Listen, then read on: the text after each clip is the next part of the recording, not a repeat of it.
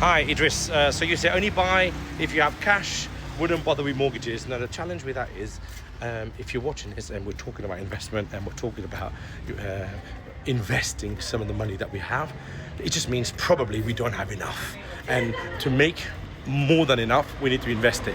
But to invest it, you can only do two ways. You can, as you say, buy one house at, let's say, I don't know, £100,000, or if you're quite rich, you're buying, let's say you've got £500,000 and you're going to buy a couple of houses in the southeast, just as an example. So that's you buying two properties. What you won't get, you'll get 1.5 properties around 500,000. So let's say you do get two properties. That means you've got two assets, cash, bought cash at £500,000. Your return on your capital is going to be pretty poor, I would say. Let's just have a look. So this is me doing numbers on the huff with my laundry from Mexico, going back to the family so we can go and see a baseball game. So if we buy two properties in the southeast, 250,000, let's say they rent around £1,500 a month, so that's £3,000 a year.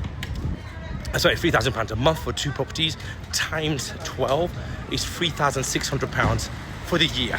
So you've invested £500,000 to make 36 grand. In terms of percentage terms, your return on your capital is, so 10% will be 50,000, 5% will be, 5% will be 25,000. So you're somewhere around 8% return on your money.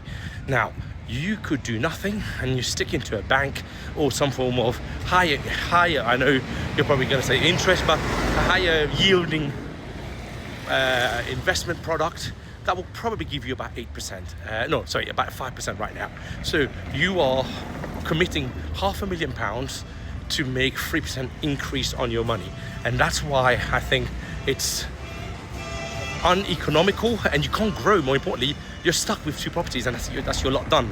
Whereas if you're leveraging, meaning you are buying with mortgages, you can actually make a lot more out of that money. Let's now take an example of if you were gonna use that £500,000 and let's say you leverage and you take each house, you put £100,000 down on each of these £250,000 houses.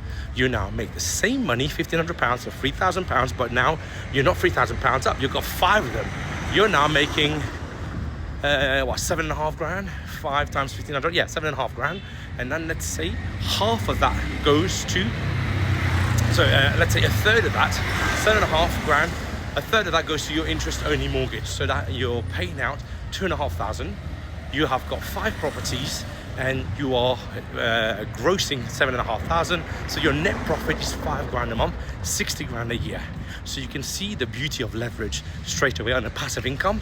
But more importantly, you've got 5 assets that are going to keep growing in value from 250,000. Let's say in 10 years, it's got 10 to 15 years, it's going to be about 500,000. So you would have doubled your equity as well. Now, in 5 years, let's say 10 or 15 years time, you now have 5 properties that are worth not 250, let's say 400 grand each. So 5 times 400 is 2 million. You've paid 500,000 to buy those. And it's now worth 2 million. Let's say you still owe the same amount of money on each of them. You put down 100,000, so you owe 5 times 150, 750. So your asset value is 2 million. Your debt value is 750,000. So your net possession is 1.2 million, not 1.25 million. On top of that, you have been making, 5 grand. 2.5 grand, 5 grand a month.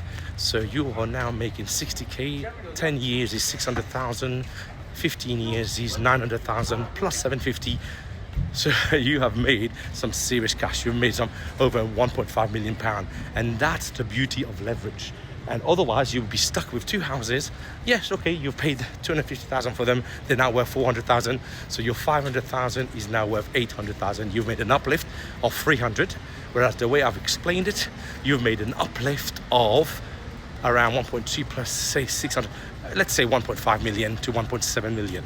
And that's the difference between buying cash and locking that money or using leverage to buy more and using the money to spread across many assets.